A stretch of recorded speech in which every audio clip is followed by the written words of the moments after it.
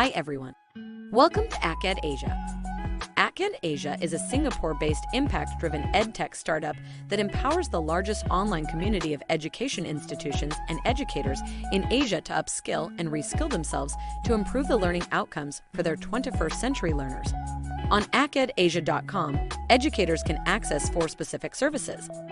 First, Collab Ed, a social networking service that empowers education institutions to build their international network from all over Asia, and where individual educators can join a wide range of communities of teaching ad learning practice and engage in peer-to-peer learning. Second, Skill Ed, a professional development service that empowers educators to upskill and reskill themselves by accessing more than 1,000 hours of professional development content, all with formal CPD accreditations. In addition to this, academic managers from education institutions can track, measure, and improve the efficacy of all professional development that their faculty access on the platform, thus leading to better learning outcomes for their students.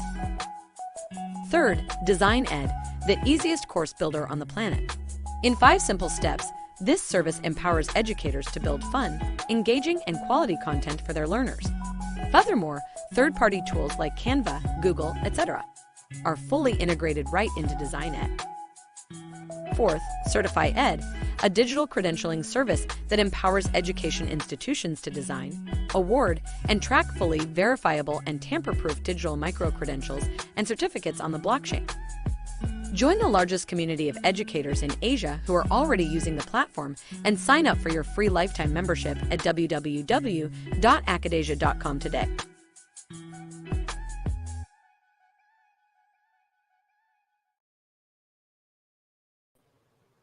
All right. Welcome the new year, 2023.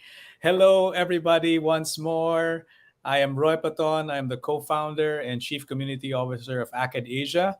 We are a Singapore-based impact-driven edtech startup, and we are here to empower educators everywhere. So such a wonderful time.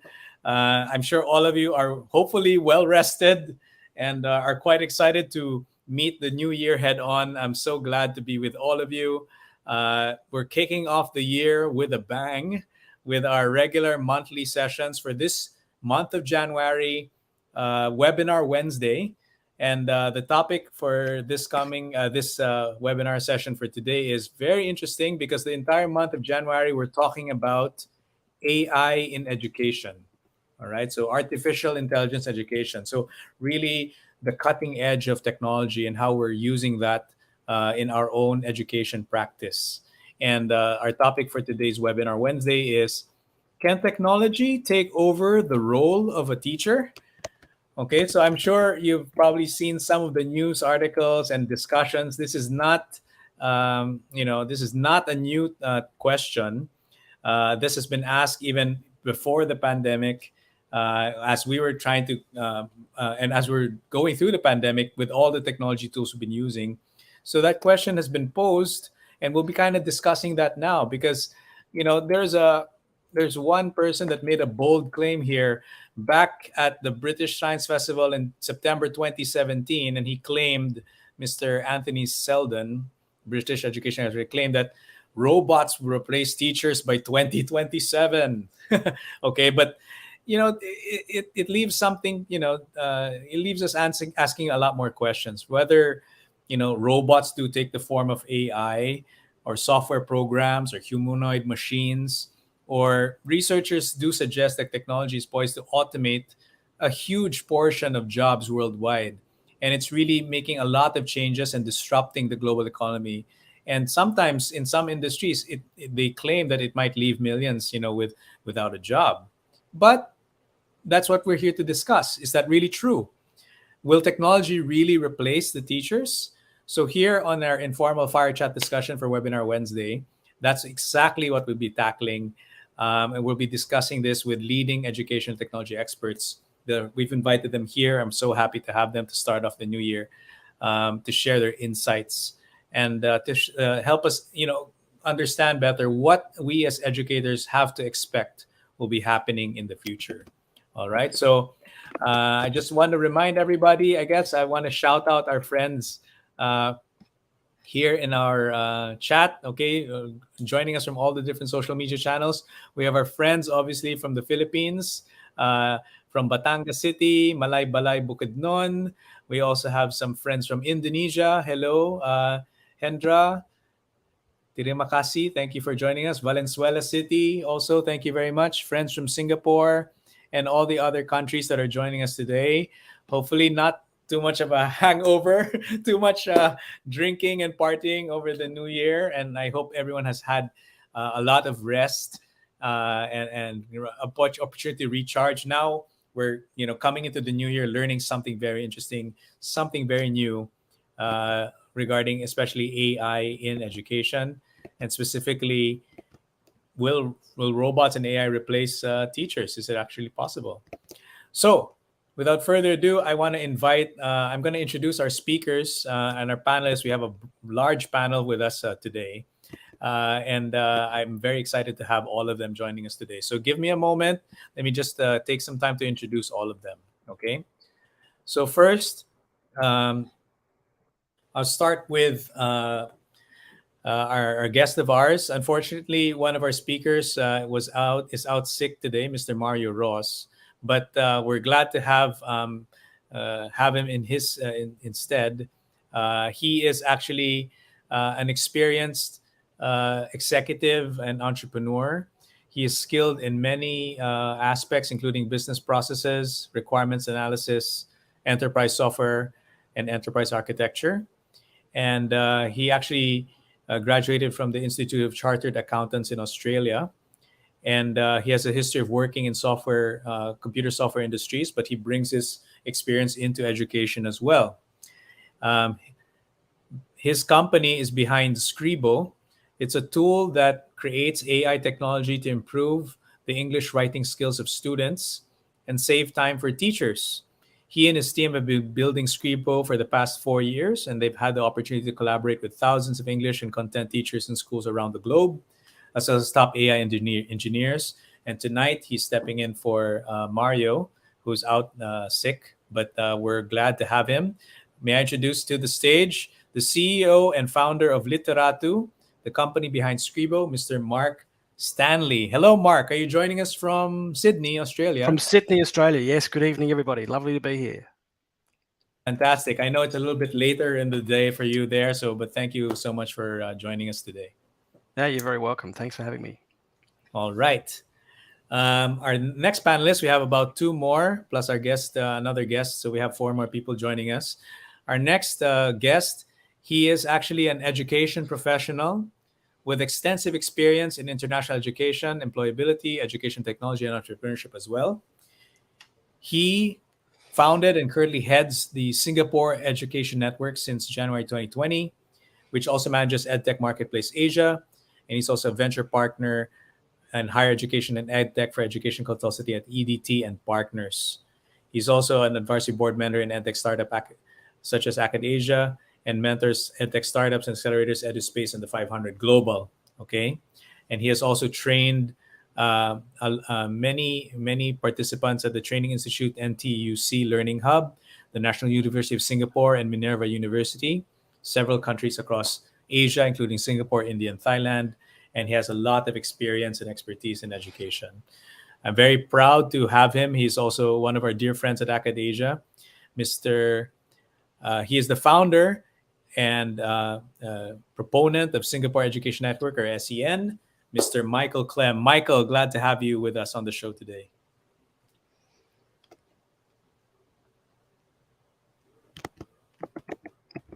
Did we lose Michael? Oh, Michael, sorry, I think you're muted. There you go. Yeah, I wanted to say, thanks. It's my great pleasure to be here, and thanks, Roy, for inviting, and great to sit with Mark and the other panelists here, and hope we get a lot of questions and answers, maybe also from the audience, but more difficult questions. That's what I'm looking forward here as a panelist. Yeah, absolutely. I think this is really an exciting topic because technology and education, the advent of robots and AI will have an animated discussion here. And our dear audience, we'd invite you, we'll show our Mentimeter link so that you can actually chime in and give your thoughts and questions as well. All right. And our third panelist, obviously, today will also have her join us, and we're very excited to have her. She is a self driven individual with a tenacious passion for teaching and learning. She's proficient and successful in preparing a lot of planning programs, developing, managing products, and collaborating with various stakeholders. And she offers years of trained teaching experience in local and international schools, including facilitation skills and much exposure to education in the Asia Pacific region. And she's always uh, continuously excited and challenged to continue learning and advancing the learning progress of both educators and her learners. Uh, she also has a degree of a WSQ Advanced Certificate in Learning and Performance, ACLP, last September 22 from the Institute of Adult Learning in Singapore. I'd like to introduce the Senior Executive of Marketing and Product Specialist at Marshall Cavendish, Miss Selena Lee. Selena, you are the only thorn among the roses here. Ha ha ha ha ha. Aren't I the rose? I'm just joking. I just want to make you laugh. But yeah, of course. So thank you so much for joining us here, Selena. No problem. Thank you for having me. Okay, fantastic. And of course, just to kind of give a brief insight also to this discussion, we need to have also some input from our colleagues based out of the Philippines. I'd like to invite again our to the panel my good friend, 20 plus years of experience in the education sector in the Philippines. He's headed high schools and he's taught in colleges as well. Vast experience. May I welcome to the stage Mr. Jake Aragon. Jake, glad to have you here in Manila as well. Hello, hi Roy. Happy New Year to everyone, to our guests, and Happy to all New teachers Year. joining us. Yeah, thanks so much, Jake. So before we kick off the discussion, I just want to invite you first to give us a little bit of context, right? Because I kind of discussed it or touched a little bit more. But when we talk about technology in education, most specifically artificial intelligence. I mean, it's one thing, we have multiple intelligences like human beings. There's like different things, but now yeah, machines are also intelligent, right? So maybe kind of get the ball rolling for our panelists here. What are we talking about when we talk about robots and AI in education? And what do teachers have to be prepared for given all these advances in AI? Yeah, Roy, over the last decade, the number of students and teachers using technology, specifically AI, as a tool to enhance their education has increased dramatically.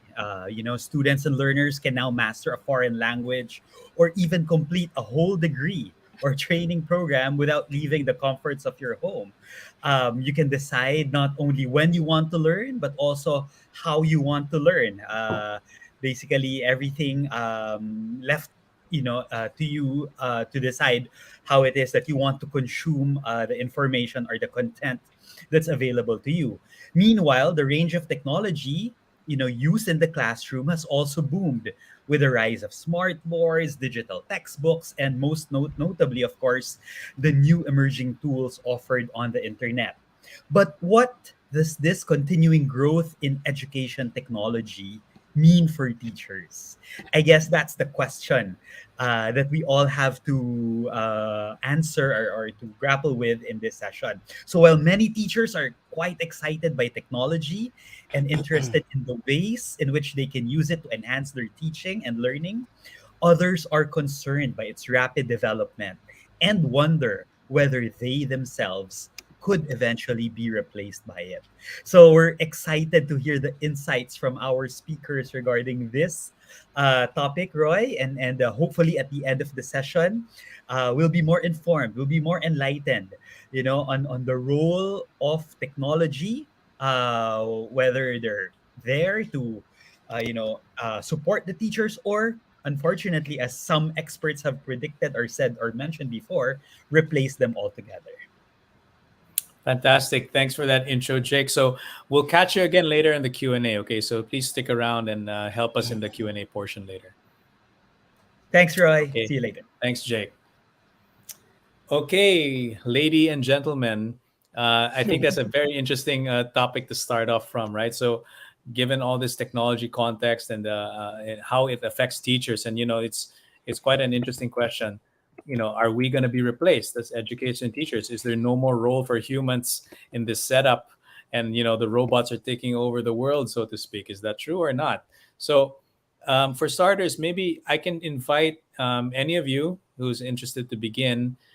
Let's probably take a little bit of a step back. I know we want to get to the cutting edge stuff immediately, but can we just share your observations on the what you've seen in your own context, in your own countries, in your own education institutions, the kinds of technologies that have been adopted by use of their institutions, by educational instruction, and in learning delivery. What are kind of the technologies that have been uh, are being used, either they're brand new or the past few years, especially if we're trying to engage more with digitally native students, the Gen Z students who've only known a world with technology, with internet. I mean, what have you seen so far as in your experience in terms of technology adoption education? Let's kind of start there first before we get to the cutting edge stuff.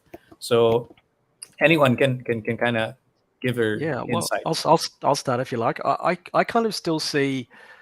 I think it's changing now. It's starting to change a bit quicker than it has for the last few years. But schools have been using a lot of what I call Web 2 technology, which is you put all this information into a computer and the computer delivers it back to all the students. So Mm. it doesn't make too much, it hasn't made too much sense to a lot of schools, a lot of teachers. LMSs, everyone kind of has one because they think they need one. But what goes into it, what comes out of it is pretty mechanical kind of relationship. I've seen teachers spend hours putting a PDF into an LMS, only to have that same PDF turn up on someone's screen. I mean, it would have been quicker to photocopy that page 20 times and give it to the students, really. You didn't need to do all that work. So technology has cost a lot of time for teachers, and sometimes a lot of teachers think it takes more time to deal with all this stuff than it does to just get on with the job. And I think a lot of it, Google Classroom made it a bit easier. It made it more lightweight. There wasn't so much intensity in the management of the system. But where we're headed to now is into a place where you don't have to do very much at all to get an incredible result. You don't have to spend hours in front of that computer putting something in. You spend seconds in front of the computer and it gives you a lot of information back. So the work balance is moving from the front to the back. And I think when teachers get a handle on that and how they can optimize their resources, I think it's going to be a really exciting time for them to sort of step into it. That's a great observation, Mark. I guess in the beginning, we're still grappling with the introduction of these technologies. Probably was a little bit more difficult in the beginning, but now as user interfaces become more friendly and features become smoother and faster, it actually becomes more productive for teachers to engage in technology. So very interesting. Absolutely, yeah. Yeah. Michael, Selena, what are your thoughts on this? What have you seen in your country's institutions in the technology adoption of different, learners and teachers and schools? Let me start if you don't mind, Lena. Yeah, Well, sure, go ahead. I'm based in Singapore. I primarily deal with Singapore or Singapore institutions, even though I've been dealing with regional institutions for many years too across Asia. Singapore's, generally speaking, a little more advanced in terms of hardware. Public schools as well as international schools, and as it was rightly mentioned before, LMS has been around for many years, so the use of technology as such is not brand new. I think now we are coming to stage 2 or 3, but the acceleration of learning and adoption obviously has increased, and particularly the use of virtual learning tools, by definition, has been adopted pretty much across the board because of COVID. But that came also with, I would say, the overwhelming feeling of that teachers that they have to handle and learn too many things at the same time. And it's really critical that schools support teachers to understand or to create awareness. It's no point of just learning for the sake of learning. Teachers also, or educators in general, need to understand why they do it, and that it's sometimes expected. So a little anecdote today, I was going through the job portal, which is on our website, and there was one about a relief teacher, and I think it was the second sentence was saying it is expected that the teacher is proficient in using digital tools in classroom delivery. So I put it as a pretty straightforward statement. It's not a good to have; it's expected, right? So and that will come sooner or later in in other countries too, or maybe it is already in many national schools, local schools. But I think the big question or the big step forward is really to look at the specific functionality or features or benefit that the product will bring to the teachers. And I'm sure we will jump into that a little later. So we have, I would say, a strong interest to use digital tools for assessments. That's a very important area. Then for anything which is related to cheating or to avoid cheating or to detect plagiarism. Then also for content creation, all these things which take a lot of time. Content creation could be video or could be text or could be questions for assessments, and then all those. There are many very good products available. Sometimes very specialized. Sometimes it's just a part of a bigger picture ecosystem. And I think the way forward, these are some of those areas where teachers and educators and institutions will look at it because it saves time.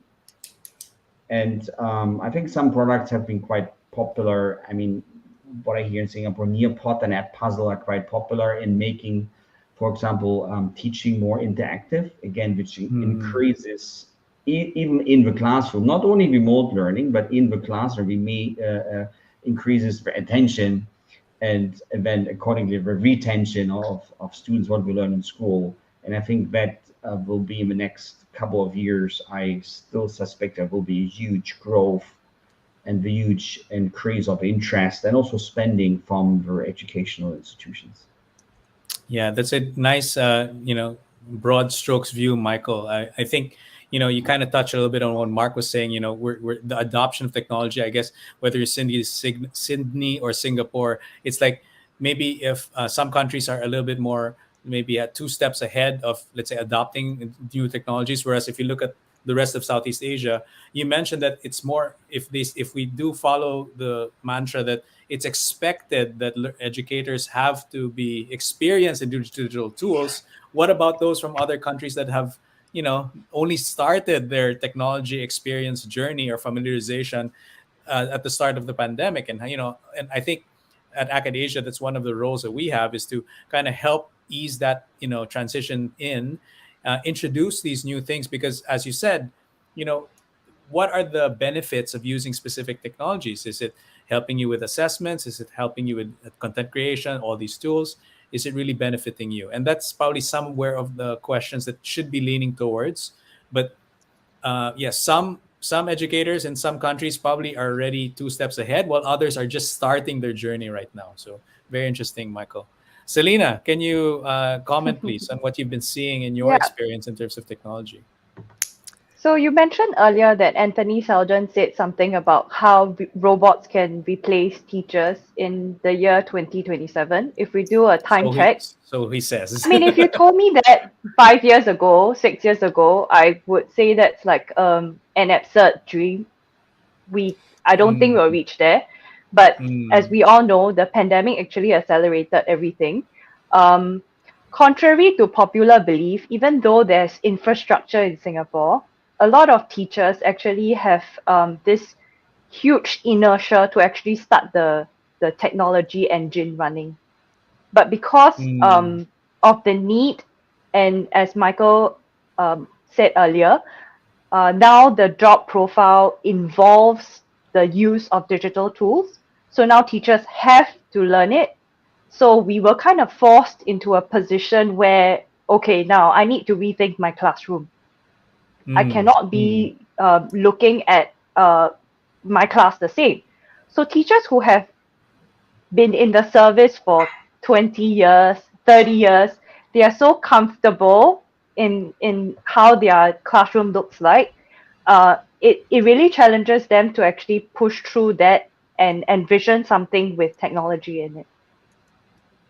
Yeah, absolutely agree with you, Selena. And I appreciate that you gave that insight about that. Sometimes maybe the pandemic accelerated everything, but many educators and teachers, maybe they were reluctant to learn technology at the start, but now you have no choice, right? You just have to kind of swim with it or sink, right? And the role I think we have, organizations, associations, and groups is also to support this. And great insights, everybody. So I just want to remind our audience, if you have any questions for our panelists on the topic today, we are flashing the Mentimeter link here. Just click on that link, or it's in the chat and in the social media channels you're watching us from now. Type your questions there, and we'll make sure to kind of tackle those towards the latter part of the session. We want to hear from you. I also want to shout out from our friends again in the chat. So they have very interesting insights here. So interesting here. I'd like to highlight Miss Gisela Cacho on Facebook. She's saying that teachers are still in control of the learning process. Technology is just a tool to facilitate the process. So that's a really cool insight. Thank you. Our friends from Kenya, Isaiah, hello, hello. Welcome again. You're a regular. I see your name all the time. And of course, our friends from India, hello. Uh, Dr. Jiraj, thank you very much for joining us today. Really cool insight. So again, you have any questions for the panel, just type in the Mentimeter and we'll continue our discussion here as well. All right. So, given that context, I guess, we have, it's like reframing the question. We started the session, we were talking about, are we going to be replaced by these technologies? When in fact, I think there's some consensus from the panels that's like we're still only beginning to adopt this technology. It might be a pipe dream, as Selena said, that we be replaced by these things. But what have you seen? Can you share any of the amazing things that you've seen? That how close have robots and AI actually have come to simulating or automating the human teaching and learning experience? Have you seen any really interesting examples of such, or it's still quite clumsy and still not far away off? I mean, have robots really come close to being just like humans when they teach? I haven't seen a talking robot since Lost in Space. The the one that made sense anyway. I think what we have to understand about AI, there's nothing cognitive about a computer. Okay, it's completely, it's a binary machine, and it converts and it deals with everything into number. It deals with numbers. So when you give it a whole bunch of text, all this chat GPT stuff, it does this thing called tokenizing, which means it converts everything into a number. And that's where it gets its power from, is the correlative value of numbers, right? So it's a big, huge calculator. And the more you give it, the more sort of like relationships it can make. That's all done automatically by a human. There's no pre-programming involved, right? So we have this ability to have all sorts of emotional intelligences, as well as cognitive intelligences that the computers just don't have. So their role is never going to be one of a teacher. It's going to be one of an assistant teacher or a supporting environment for a teacher or for a learner. It's never going to put its arms around you, and not for many, many years to come. It's never going to show great empathy with what's going on in your life as you're learning. It's not going to be able to spot someone having a bad day and someone having a good day. All of those things that teachers do, and really are the value that teachers bring into the classroom, it will never do. So I think we've just got to stop thinking that, there's going to be this robot's going to walk in one day and take over the class. That's not going to happen. What might happen quicker than we can think is that students in grade 3 will turn up with an essay that's been written beautifully by a machine that passes through all the plagiarism tests you can throw at it and claim it to be his own or her own work.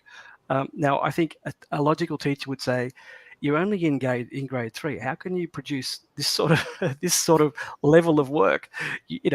There's always some reality in all of this sort of thing. So I think what's happening is that the pandemic I don't think it triggered anything. It's just incredible timing. Is that the pandemic made everybody think, hey, we can do something other than what we've been doing because we have to.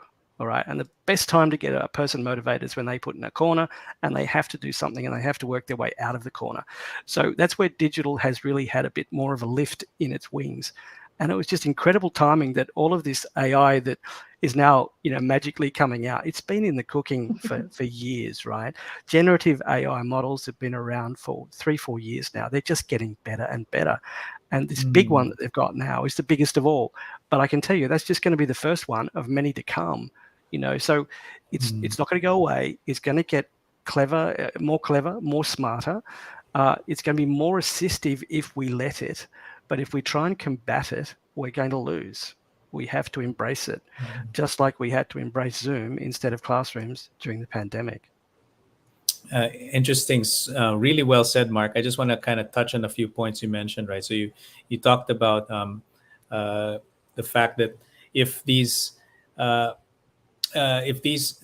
machines were basically big calculators, right, computing all these things, right, but where's the human touch, where's the human element to it? And I think that's one of the questions actually in the Mentimeter. They were asking, if technology could replace teachers, how could it show the human side, right? And as you said, it'll take, while the speed of computing by these machines is very fast, it depends also on the kind of input and learning that they have, whether they can reveal a useful result, right? Whereas humans, as you said, we're able to kind of do this instinctively, or it's already within us, or we learn that skill and it becomes more intuitive and even learned but it's a much faster and more contextualized, humanized pace, rather than just depends on what you feed the computer. It'll regurgitate whatever response it was programmed specifically to respond to, right?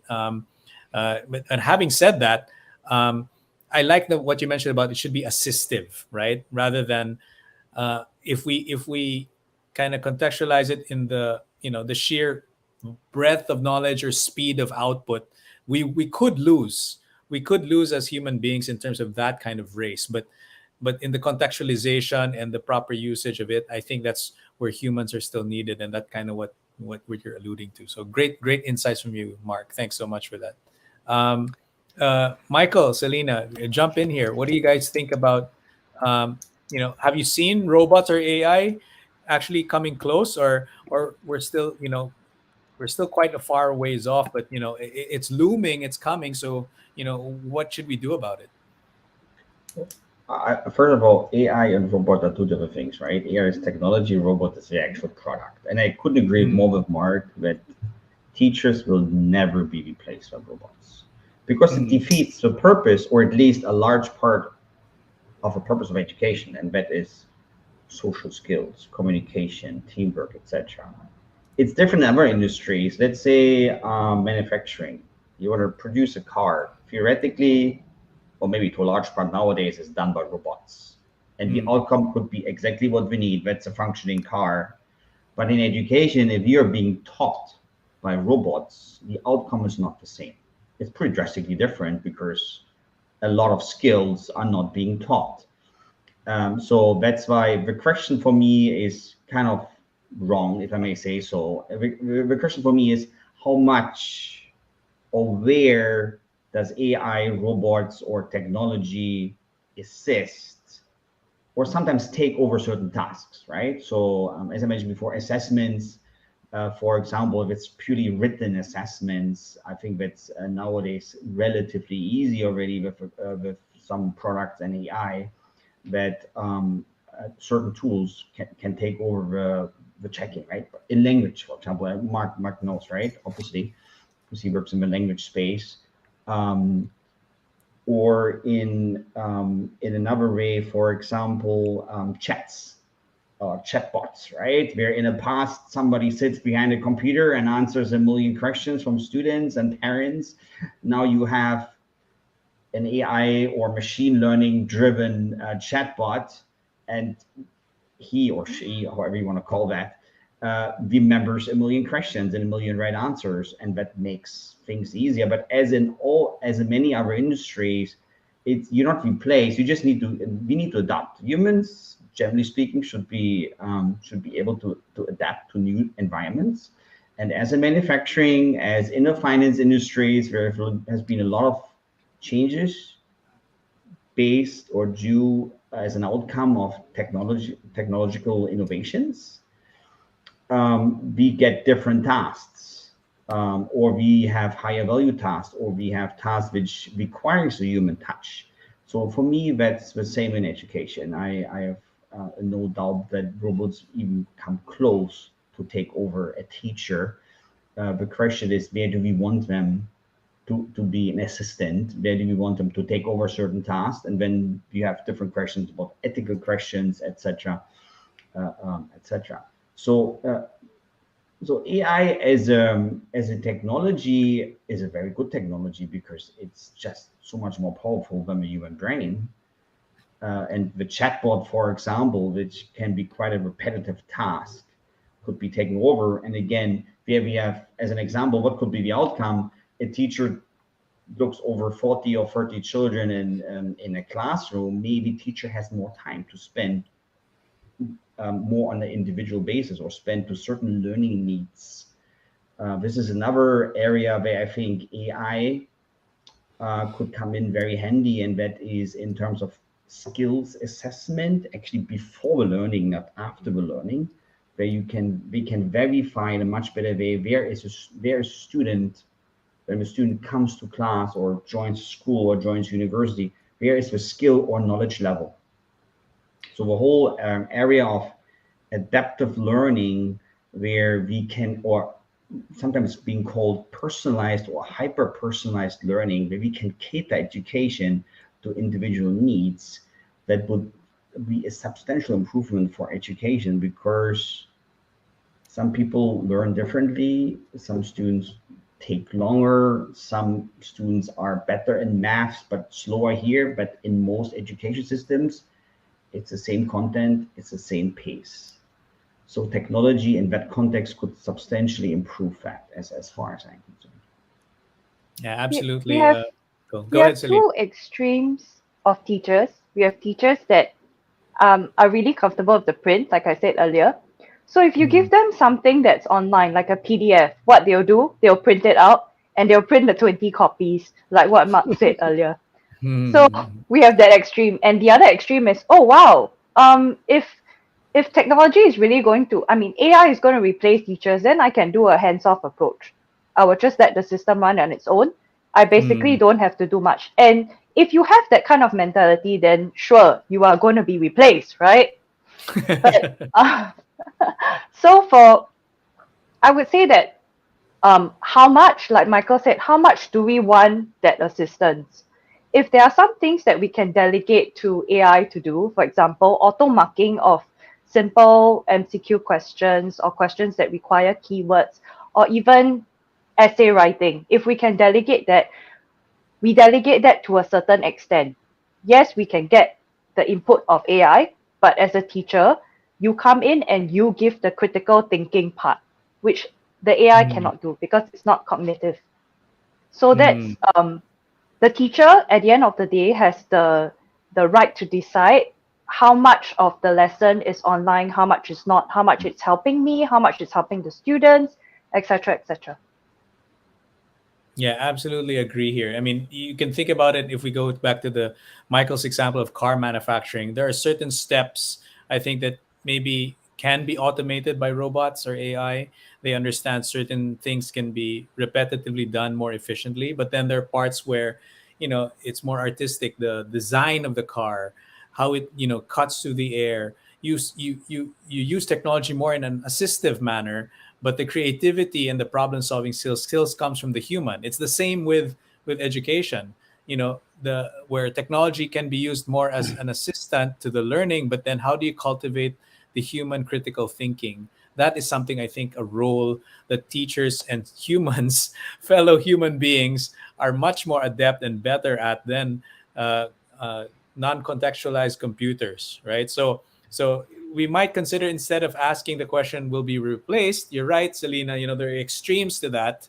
If you're completely hands off, then don't be surprised, you will be replaced. But if you're as you become more engaged, then the question we should be asking maybe is, how can technology, instead of replacing teachers, how can technology support teachers, right? And that's what Yeah. Mark and Michael have been touching that this whole time. How is technology actually supporting and improving the learning process, the individualized learning paths of different types of learners? Is technology supporting this, and is it supporting teachers?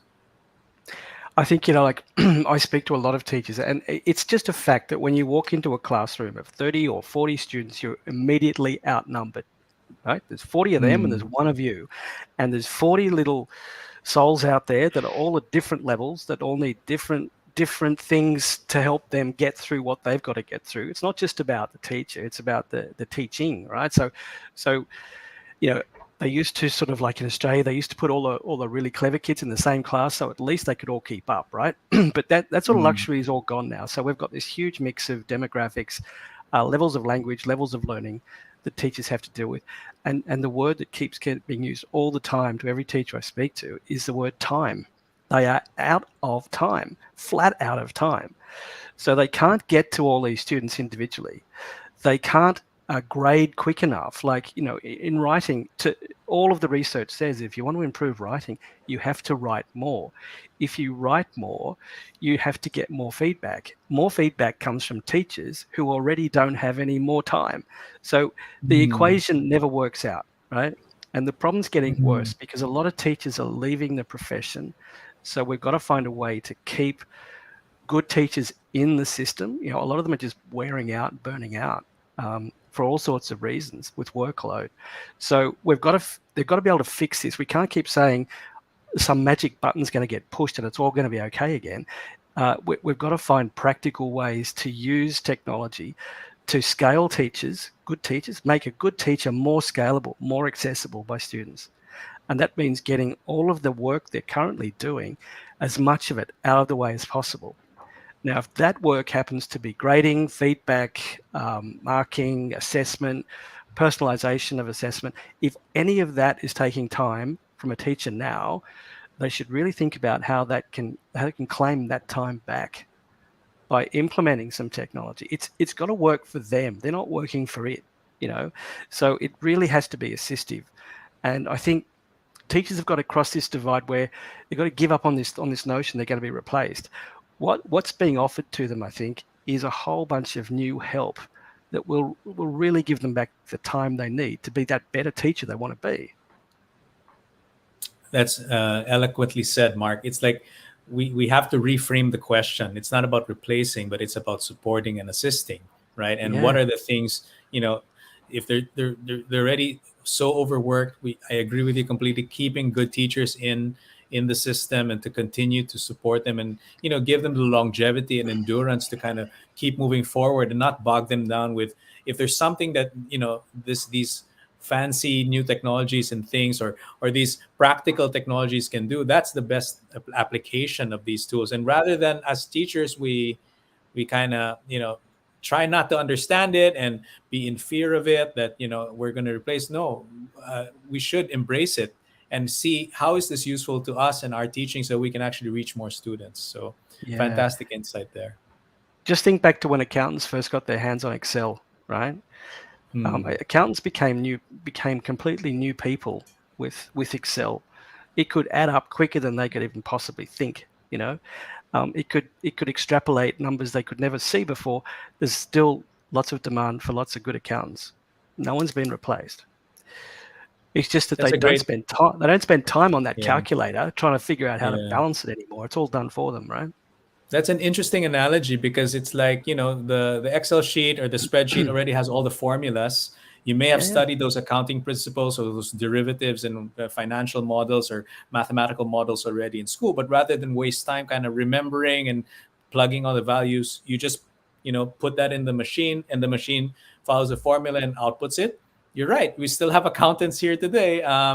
Maybe more so is self-driven financial software accountants. You become your own accountant, right? Exactly. That's it. I mean, they become smarter. They become better accountants, right? It's all possible. It's all possible. It'd be interesting to see a similar trend in education. I mean, we're just on the cusp, the beginnings of that. the pandemic just accelerated it. But maybe I don't know. Maybe the rest of the panel, have you seen instances where technology actually is actually benefiting in this way? I mean, how they've actually assisted rather than this notion of replacement. It's more assisting teachers effectively. I mean, you're mentioning performance as assessment, grading, content creation. Any specific examples you can share that before we used to do this, but with technology now we're able to do this. If I can jump in. So I know of students in the past when we were in school, the quiet students really just, they are what I call the background, like your wallpaper. They are sometimes your wallpaper because I was a teacher before, and during the parent-teacher meeting, sometimes when parents ask, "Oh, how's my child in class?" and you really try your best to recall, but you just recall that person sitting there and not saying anything, not responding. And because it's 1 to 40, so you're not going to challenge all 40 children because you don't have that kind of luxury of time.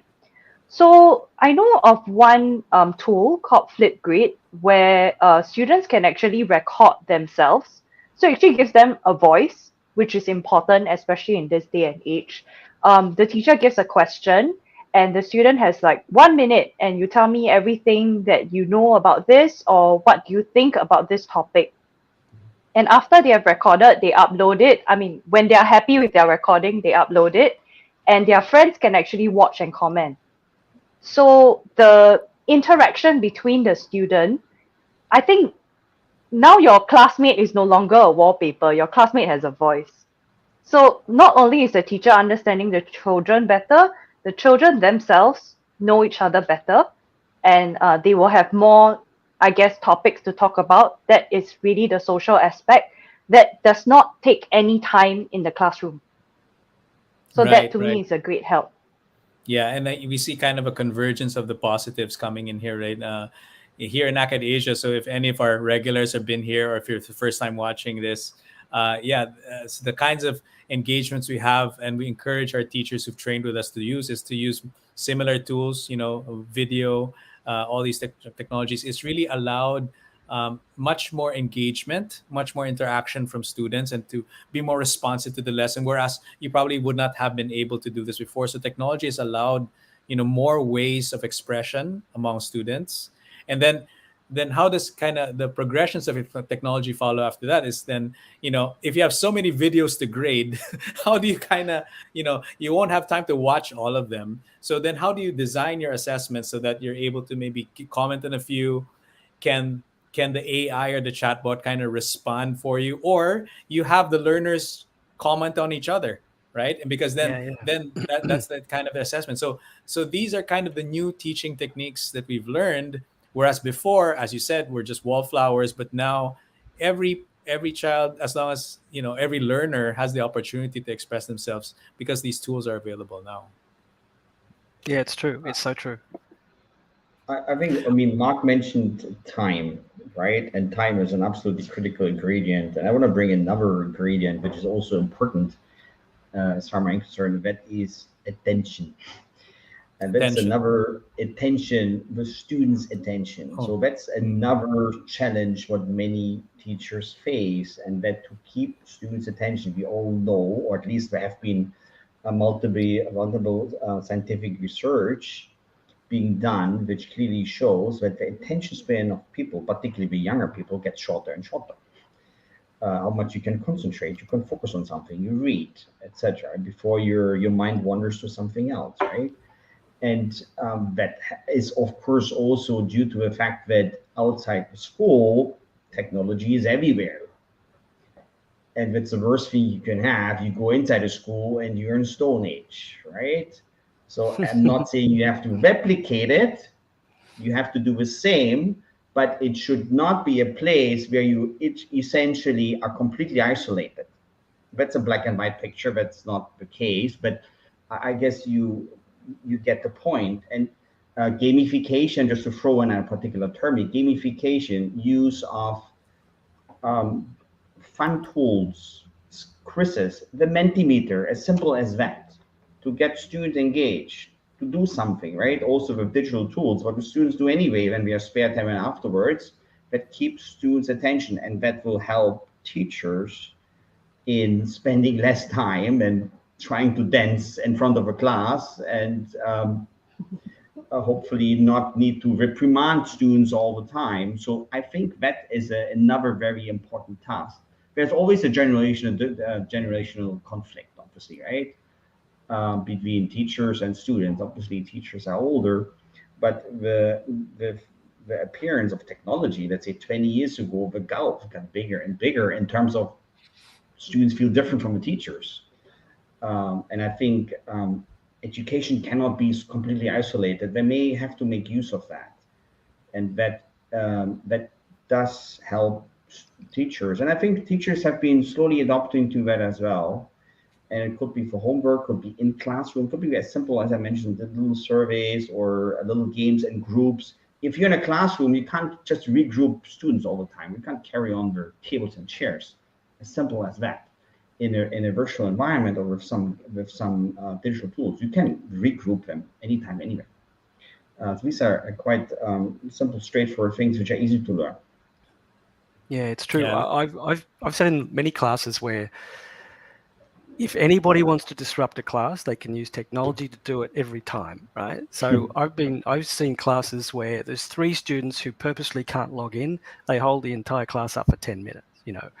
So the teachers kind of get to this point where they say, I could do all this stuff to engage the students, but at the end of the day, I've got maybe 15 minutes. I've got to teach them something, and we can't have these damn computers getting in the way, you know. So there's a balance of confidence and training that the teachers have to have. You know, they have to be really confident that they know this stuff's going to work.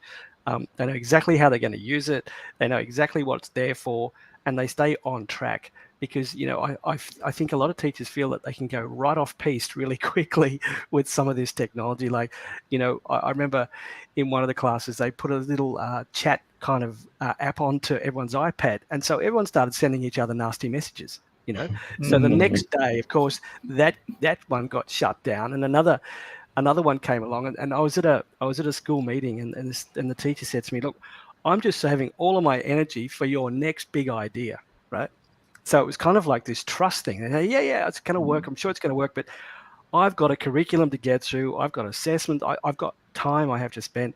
All this other stuff is just entertainment. So I think to Selena's point, there is a change in attitude teachers have to sort of take. They have to be aware of what they can do, and they have to inject it at the right time to get the best result they think they can get, you know.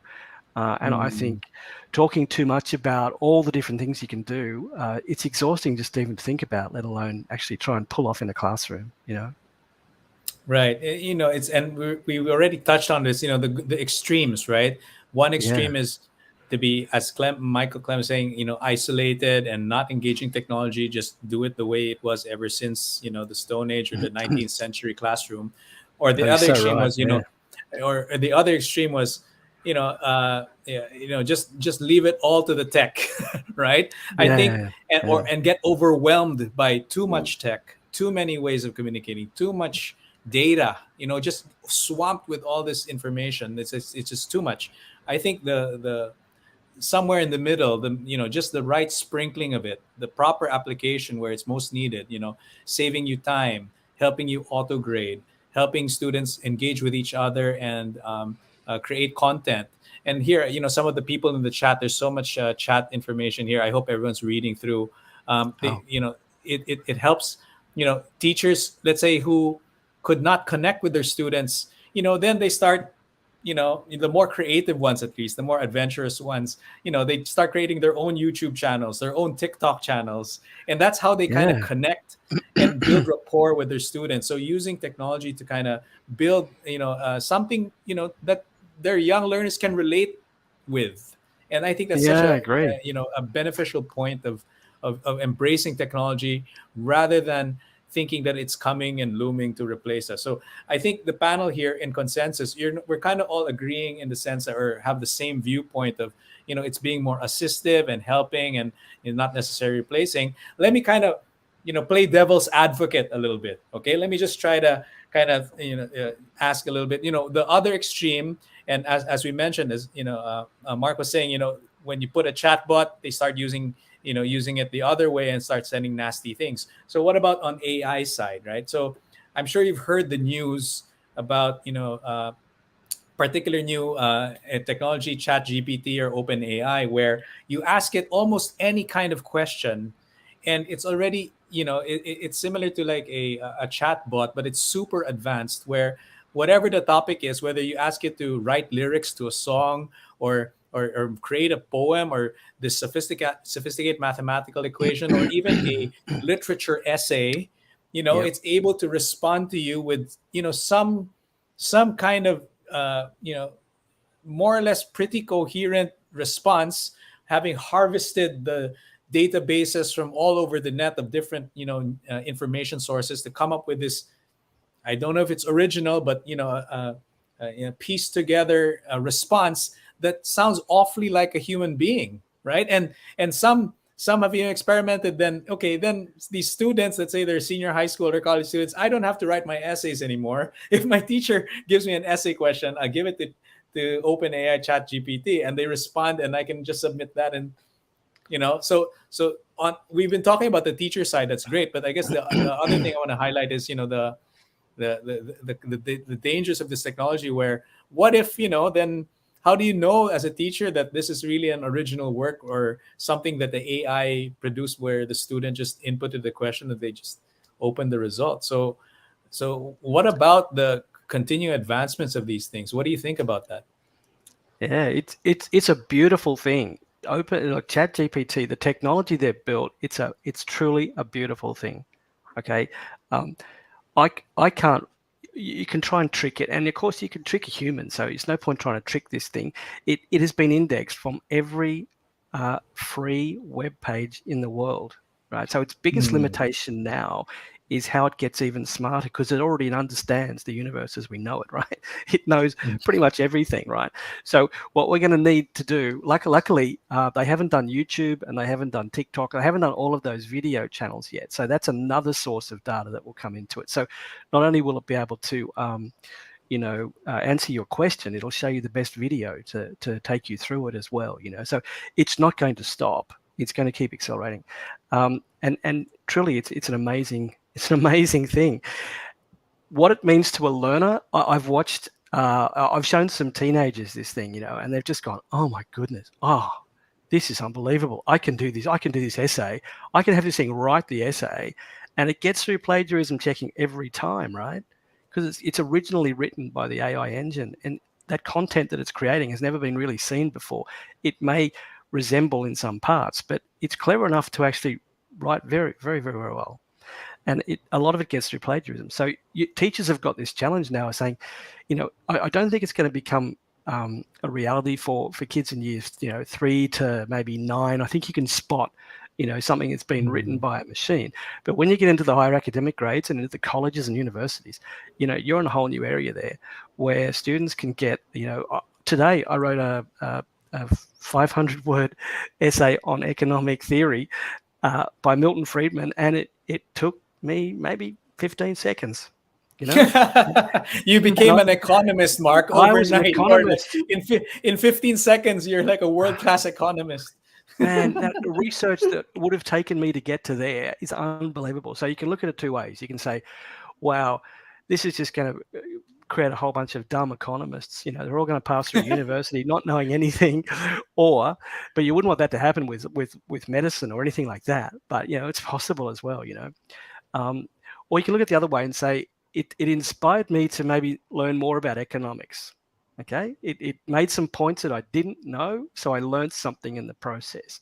So you can look at this two definite ways. I think the way Google look at this stuff now is they see this stuff as the biggest threat to Google, because Google gives you a flat search. This gives you a really intelligent response. Big difference.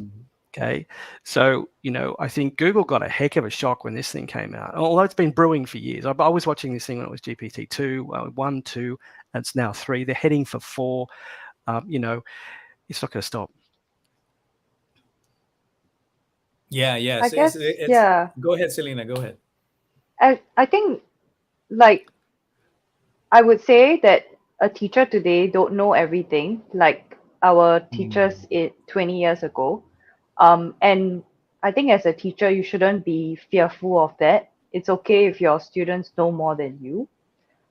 It's about teaching them how to information literacy, basically. How do you have something thrown to you? Do you take it wholesale, or do you look at it from a different perspective, and then really just take out the essence of what you really need, rather than to just submit an essay for the sake of submitting it? Do you agree with the points? So I think when they do this kind of research and ask a bot to give them a 500-word essay in 15 seconds, like, do you even know what the bot replied?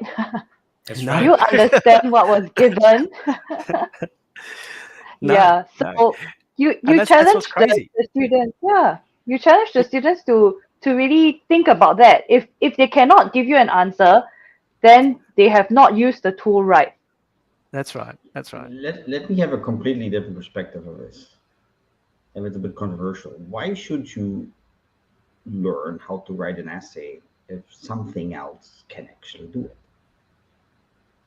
Right? Yeah. Well, So yeah. you could say you still have to write essays, right? But I hope your understanding I'm trying to point is, over time, humans have needed different skills.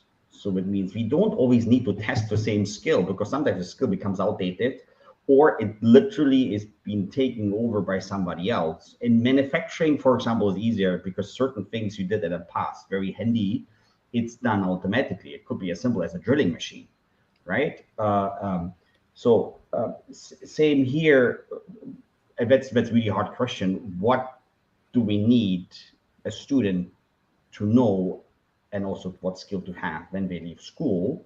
Number one. And number two, of course, essay writing is still an important piece here, but maybe we just need to do it differently. The type of assessment, right? Which cannot be easily done by technology. But I think my important point is, and it can be, again, controversial, do we really need to learn something which can sooner or later be done by something else? And make no mistakes, if you're outside of school, you're the workplace, you're a journalist, right? And that's one of those jobs which are a little bit threatened, I would say. You have to write a 2-page essay about something complicated. You press a button, it's done. Do you think the journalist out of tradition would not do it? Of course you would do it. Of course you'd do it. Of course you'd do it. Of course, right? You'd be mad if you didn't do it. Yeah. The other one that you haven't talked about is images. I mean, the life of a creative artist and like a cartoon creator, all those sorts of things. There's one out now called DALL-E, DALL-E, which creates images in seconds. Like if you give me a picture of a dog wearing a pink hat, it will give you a dog with a pink hat in like 5 seconds. And then you say, I want it in oil, so it'll paint it as an oil picture, or I want it as a graphic or a computer graphic. It'll paint it as a digital thing. The extent that the machines have learnt about all of the information we've harnessed over the years, that the way that they've done it and the capability of it is truly assistive. I don't think it's threatening at all. I think there's always going to be those edge players who'll slide that essay under the door and say it's mine. But there's a lot of AI talent right now who are looking at ways to detect text created by AI. So plagiarism is taking a different form now. It can't get it in plagiarism, but we can detect it other ways. So we can look at all sorts of ways that the machine writes. If you get right into it, it has a pattern to it, and it has a density and diversity to it. And it kind of locks it into a mode where you can say that was written by AI. And you can find it out that way, But yeah, there's a lot of jobs that can be done a lot quicker now. Wow. Just blogging. Yeah, it's so interesting, right? And I appreciate that. At least that's the purpose of this discussion, I think. And I'm very glad to have our audience here with us and all our friends from the Acadesia community. Thank you for joining us today. We're asking these questions because this is what we should be kind of considering and keeping in our minds now, at least a little bit of the time, where you know uh, it's a valid question. Michael was asking, do we really need to write essays? Is that a thing? And then some of the people in the chat, I can see they're replying, what about the critical thinking skills that are developed when you actually compose an original thought to respond to a query? And of course, as you get more experience over time, you get better and better at writing, which Mark was kind of highlighting at the start, right? You become a better writer, but you have to practice it. Then what happens to that critical thinking skill when you just regurgitate AI responses, right? I mean, you can only fake it for so long, right? At some point, you will have to have a kind of creative response. And again, to Selena, what she was saying is contextualizing, what do you use that for? If AI responses are a form of knowledge that we're able to grab, similar to, instead of Google searching something, now it'll give you a contextualized answer through the chat, right? But then if that's the response, how is it solving a problem? How is it really finding a solution to what we're trying to solve? And there are a lot of wicked problems in the world. I mean, we have, global warming, we have misunderstandings among cultures and geographies. There's so many, energy crisis.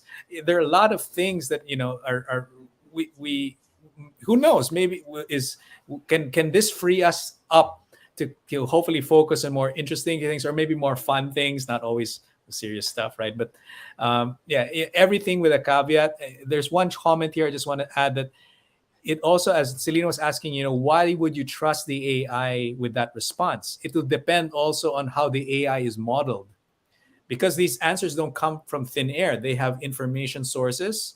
The logic of the AI will then, respond accordingly based on those sources. But what are those sources? They have biases.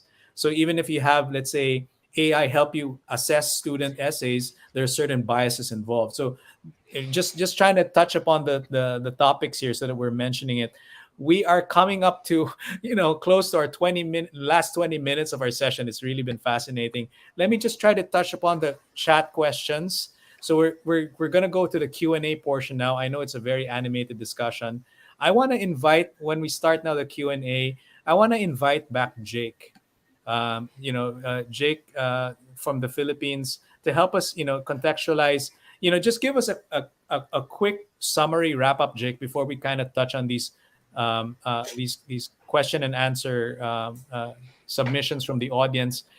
I know it's kind of hard to summarize. There's so many things, right? But can you just help us briefly get our head around our question at the start, and then what are we kind of concluding now at this point?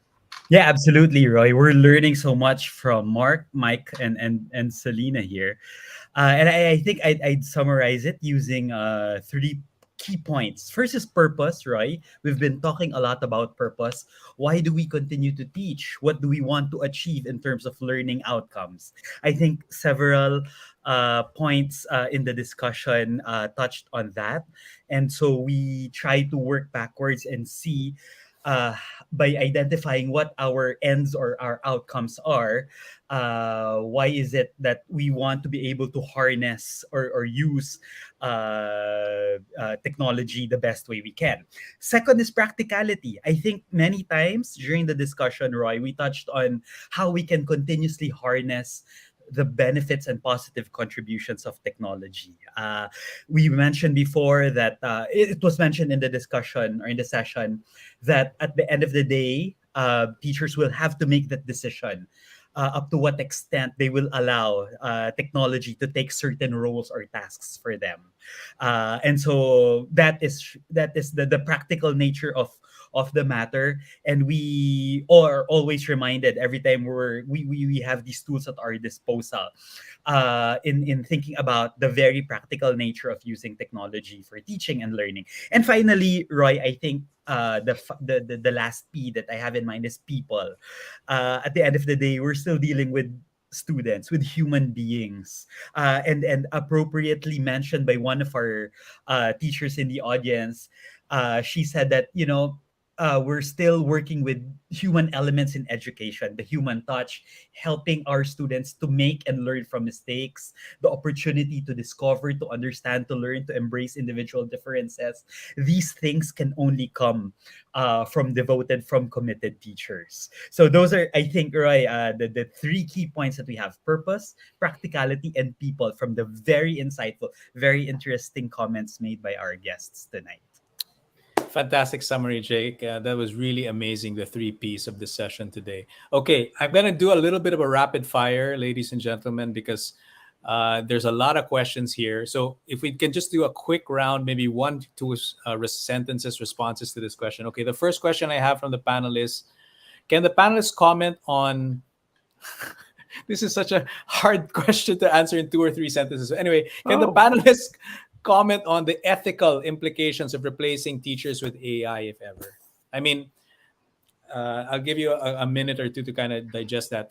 The ethical implications of replacing teachers with AI. I think we already discussed that it's rather than replacing, it's assisting. But as Jake is pointing out, the practicality of it, how we allow, what parts of our practice, our teaching practice, we let technology do the task for us, and what frees us up on our time to do what we have to do. Um, what ethical question should we always keep in mind when we're making this technology decision? I don't know. I think, there's ethics, there's bias, there's morality, there's all of these things kind of travel together. I don't think ethics stands by itself. I think bias is in every one of us. It's also in AI. You can't avoid it because AI is trained by humans. So it inherently has absorbed the bias of everything that's read that we created, So it's there. It's there. The morality filter is how you work that bias, or how you understand and sort of push against it or accept it. The ethics of it, honestly, I think the ethics have to be around: is it doing fundamentally the right thing by people, by our children? Really, is it fundamentally the right thing, and giving appropriate guidance to our children? That's the ethics. I think that's a and great, and measure to yeah. yeah, and that's a big swamp out there called the internet. So who knows the answer to that one? Absolutely, Mark. Michael, Selena, Jake, just what do we keep in Yeah, mind when we're considering the ethics of AI?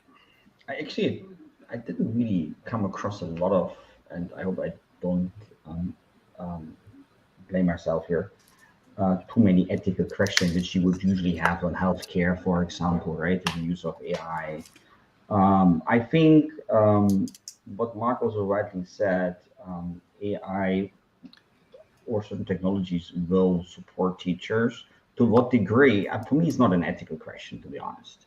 That's a question about how efficient is it to still achieve the outcomes which we want, and that is to prepare kids to move on after their school years, to make them grow up, to make them good human beings, right? So certain areas, that's why AI shouldn't be part of that. I think one area would also be when it comes to special education or students with disabilities, where I think there is just too much of human touch required, where it should be solely in the hands of teachers with not too much technology. As far as assessment is concerned, grading, there's just too much human touch involved in all these things, right? But yeah, that's pretty much what I would say at this point in time. Yeah, I guess I like what you're highlighting, Michael, where you look at the other extreme, that how can we be more efficient and productive, right? Unless versus being too human touchy at some point. Okay, Selena, Jake, any comments on this, the ethical implications of AI? I think as a teacher, you can set parameters. Um, it's like you watching World Cup, right? There are rules to the game, right? So Hmm. when you come up with an assignment, you give the rules, you've set the parameters. I know of students who are very, maybe they really want to champion a certain cause, but Hmm. when in that passion for that cause, are they using the right platform to discuss certain issues?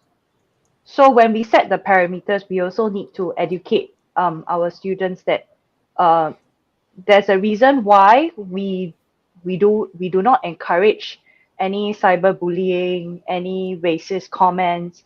We tell them these are the parameters, don't violate them because they are rules, right? But if you do want to Mm, discuss it, we can have our downtime and I will have that chat with you. So I think when it comes to ethical, there's really just too many things that we need to take care of. And sometimes that will set as something that really sets teachers off. And they're like, I don't want to go there, so I'm not even going to touch that portion at all. I think that's mm, something that we need to overcome. that's a fair and honest perspective, Selena. I appreciate that. And you kind of also helped answer one of the questions for you regarding setting parameters in the chat here in the Mentimeter. In terms of for students, how do you teach them to act polite versus bullying online and offline, right? Given these activities, and I like your what you contextualize there about setting parameters. Jake, what last responder, I guess, to this ethical implications of AI. Yeah, Roy, the two things that came to mind are issues regarding privacy and surveillance. We know that we have to protect our students in this regard. So I think as long as schools and school leaders will put safeguards in place, and that it becomes, a built-in mindset for teachers as they use AI in their classrooms, as long as they're always constantly reminded that they have to protect their students, so that they won't be unnecessarily exposed or be made vulnerable, then I think that should be okay. Okay, yeah, a fair point. I mean, in the age where it's so easy to create your TikTok account or whatever other account, but some of them what kind of data are you giving away in exchange for these free services, right? You're allowing these services to provide you ads, but the next level, the next wave is AI. You know, what kind of how do you know your information is not being used by the AI to repeat the response you want to hear, right? So anyway, but again, to Selena's point, maybe I don't want to touch that right now. Maybe that's something we just gonna percolate on that a little bit later. Another question, less metaphysical, something more practical here. Again, for the panel, quick rapid fire. How do you maximize technology in a short period of time with a planned session, right? So I guess this question contextualizes more, okay, if I'm on the spectrum of technology adoption, whether I'm a first timer or super experienced, what advice can you give our audience, our educators here, given all the even the simplest technologies of spreadsheets and Google Classroom and what have you, to the AIs of the world, right? So me as a teacher, how would you advise me in terms of how do I maximize my technology in a short period of time with a planned lesson? I think you've got to pick your battles. Like you've got to figure out what would the best use case for me would be to figure out where something takes a lot of time in a classroom to Mm. achieve a goal, and then the sort of like the mission would be to make it happen really quickly and move on quicker. So Mm.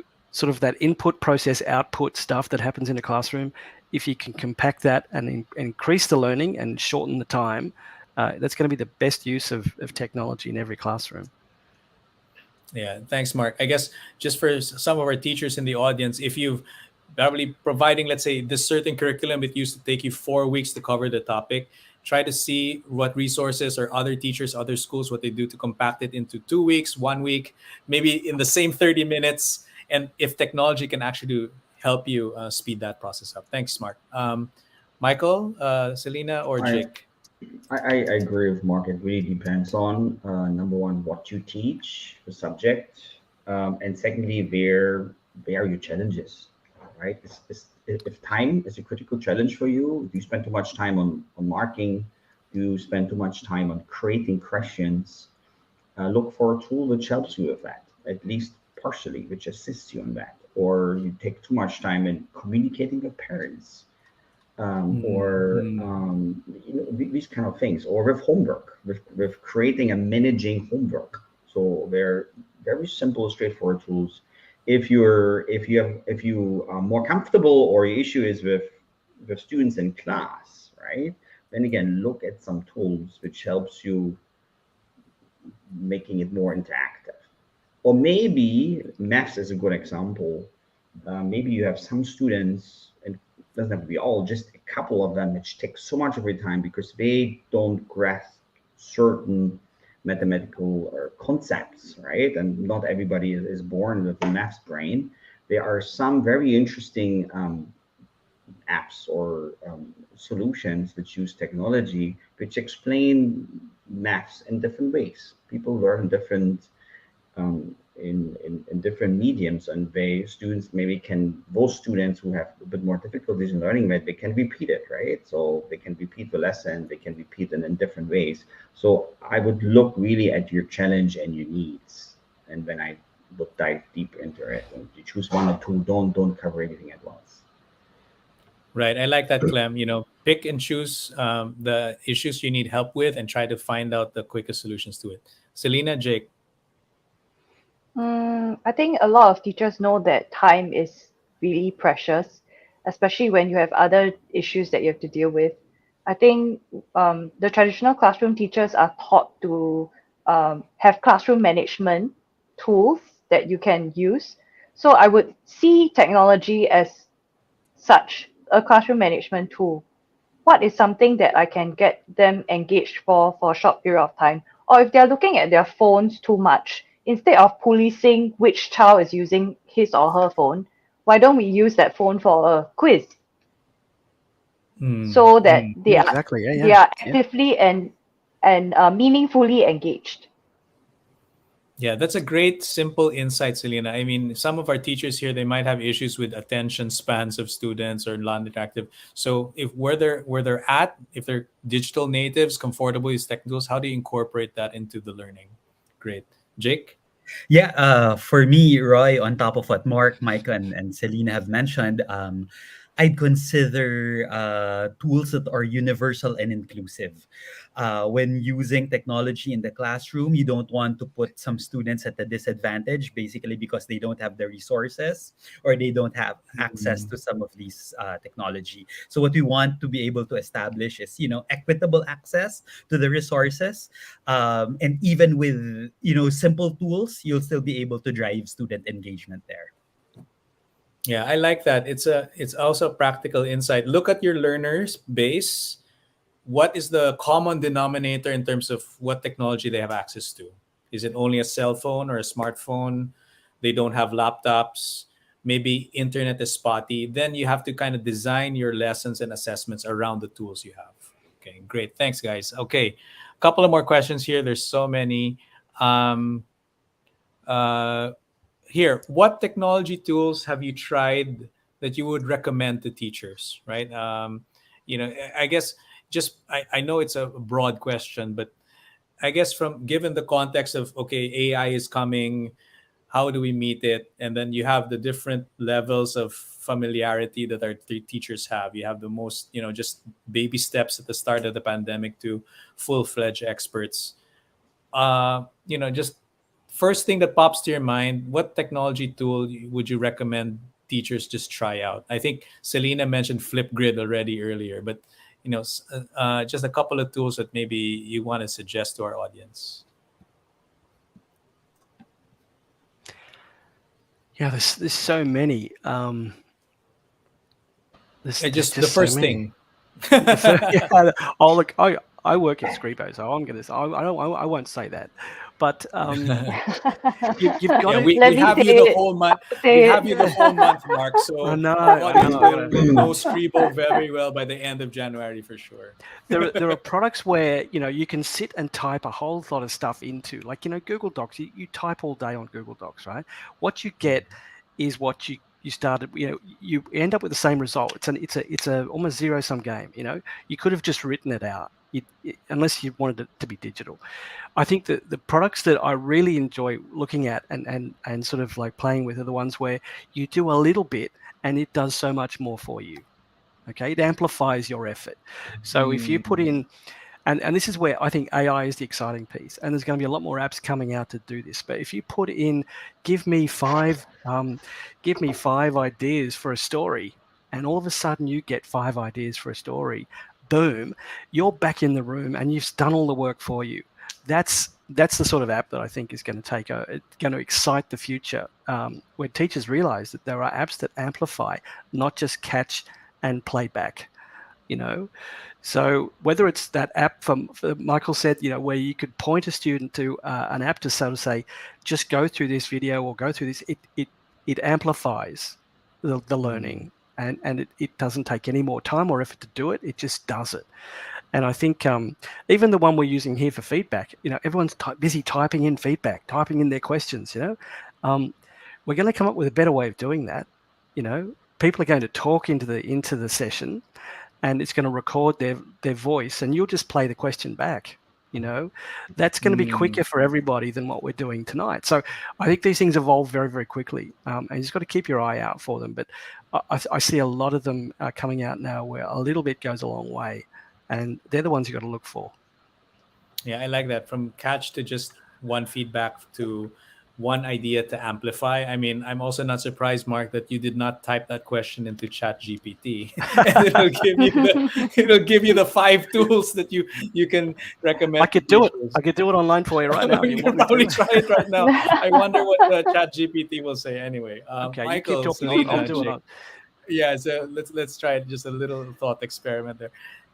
On top of mind, one technology tool you'd recommend teachers try out.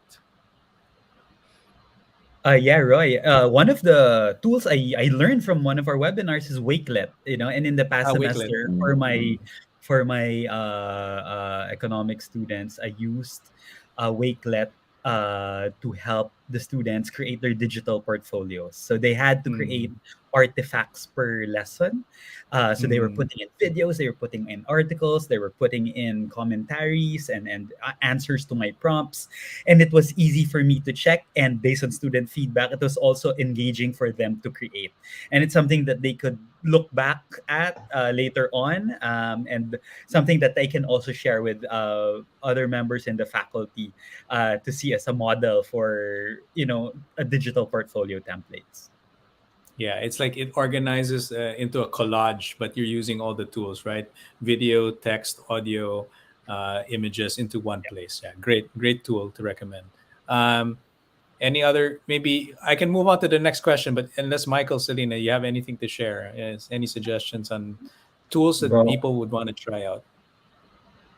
It's really hard, and I do a little bit of self-promotion here because of exactly your question. People or students, or not students, teachers don't know what to use. We created a marketplace where you can go and you can filter out, right? It's EdTech Marketplace Asia. We just launched 3 days ago. You see all the products.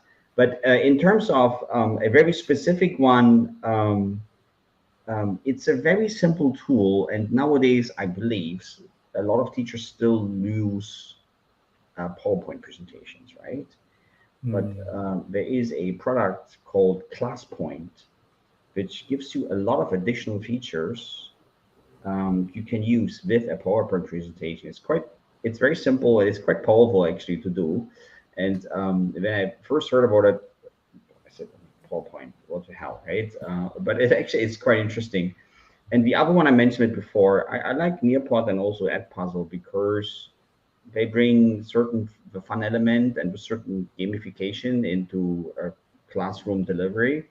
And you can start very easily. And if you like it, you just continue to dive deeper into the different functionalities, but you can actually start very easy in playing certain games. I mean, learning related surveys, etc. So I found this still a very engaging tool. Okay, thanks for that, Michael. Okay, Selena.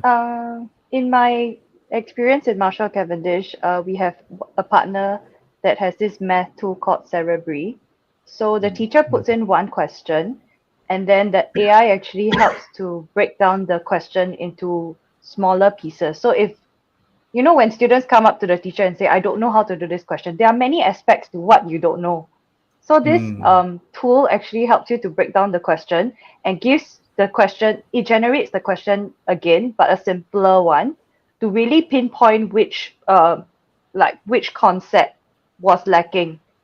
And if students get wrong one too many times, maybe after 3 or 4 rounds they still get it wrong, then it will be referred to the teacher for reteaching. So I thought that was something that, if I 40 students come up to me and ask me, I don't know how to do this question, I would have a huge headache there. That's Yes. an interesting approach. Thanks, Celine. That's a cool tool, right? Just to help you kind of filter some of that, those steps. Fantastic. Okay, we're out of time, guys. There's so many interesting discussions that have been brought up here. I saw Mark here in our private chat posting the Chat GPT response. Maybe Mark, we can invite you to chat that on our Acadesia platform so that everyone who's Yeah, watching this can see it in the chat later on. it took I'm 5 sorry, seconds to answer that question.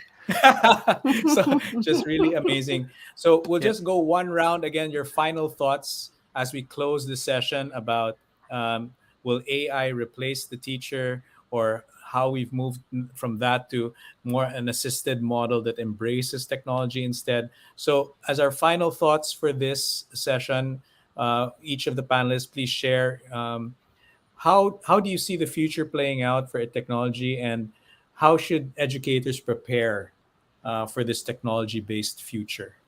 Okay, so just your final thoughts in that. How should teachers prepare then for this technology-based future we're moving into? Well, if I was to say one word, I think all teachers have to be is brave. Okay, the Hmm. world's getting more complicated. There's more challenges in public education. There's budget. There's all sorts of issues, and bravery in teachers is kind of like that's where it has to grow from. Um, it's we've got all sorts of things to help. Let it help. If it doesn't help, don't use it. But don't be scared of it.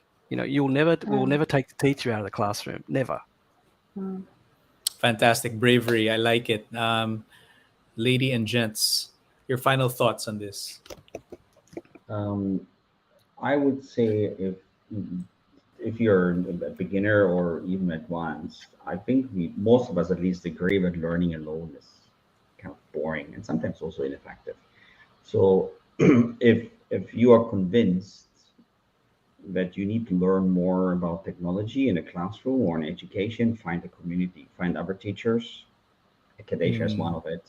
That's a virtual community, but there are also in-person communities. Bond together and learn together.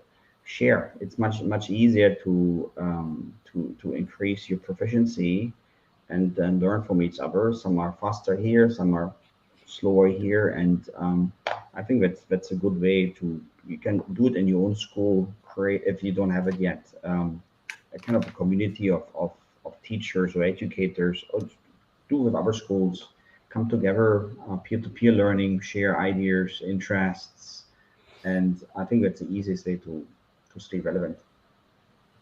Yeah, Yeah. fantastic. Crowdsourcing learning as a community. Great insight, Clem.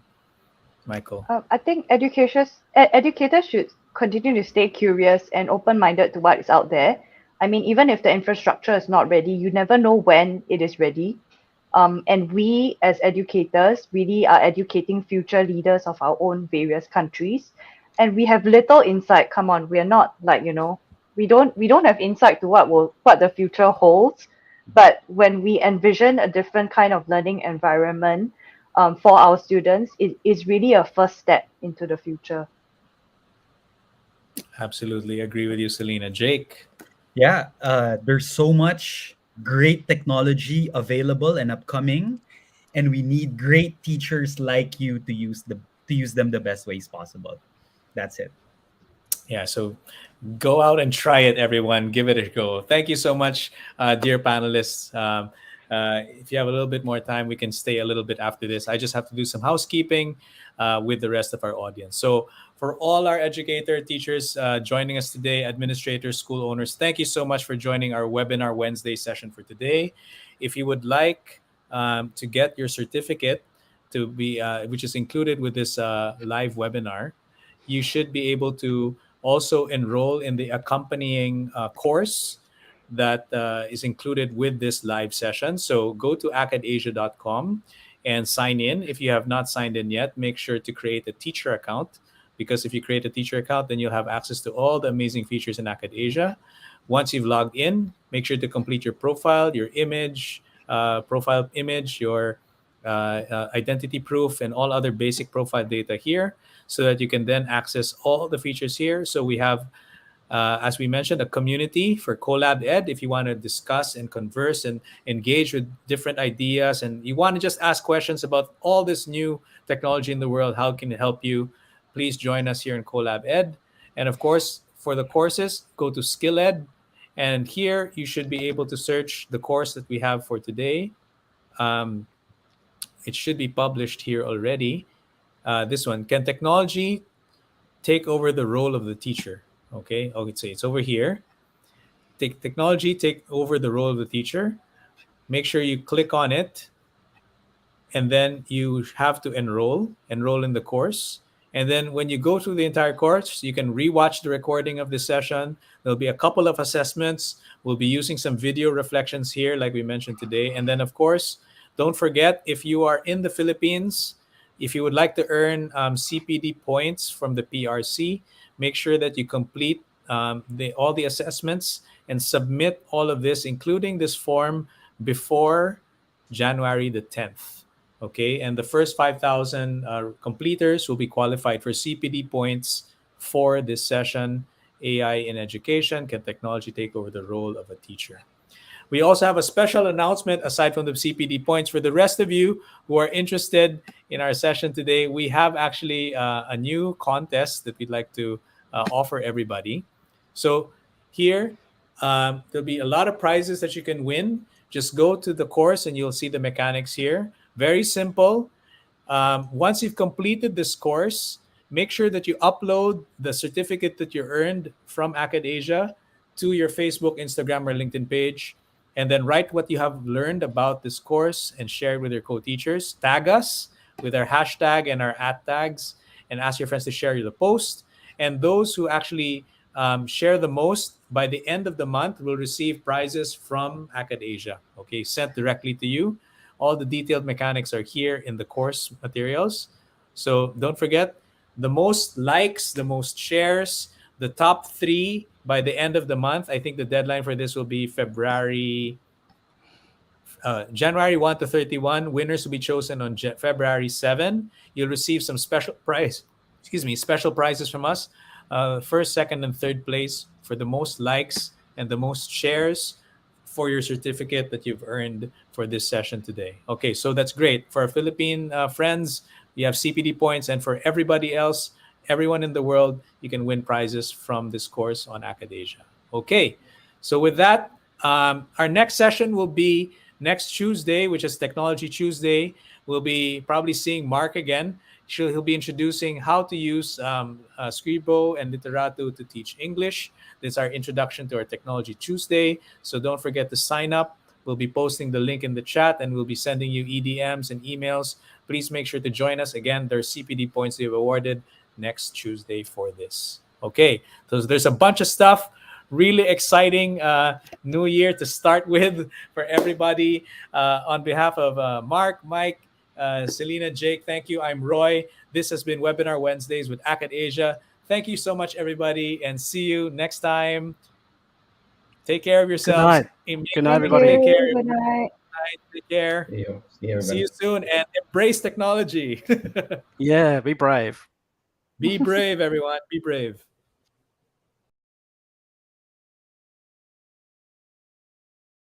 Hi, everyone. Welcome to Acad Asia. Acad Asia is a Singapore-based impact-driven edtech startup that empowers the largest online community of education institutions and educators in Asia to upskill and reskill themselves to improve the learning outcomes for their 21st century learners. On acadasia.com, educators can access 4 specific services. First, Collab Ed, a social networking service that empowers education institutions to build their international network from all over Asia, and where individual educators can join a wide range of communities of teaching ad learning practice and engage in peer-to-peer learning. Second, Skill Ed, a professional development service that empowers educators to upskill and reskill themselves by accessing more than 1,000 hours of professional development content, all with formal CPD accreditations. In addition to this, academic managers from education institutions can track, measure, and improve the efficacy of all professional development that their faculty access on the platform, thus leading to better learning outcomes for their students.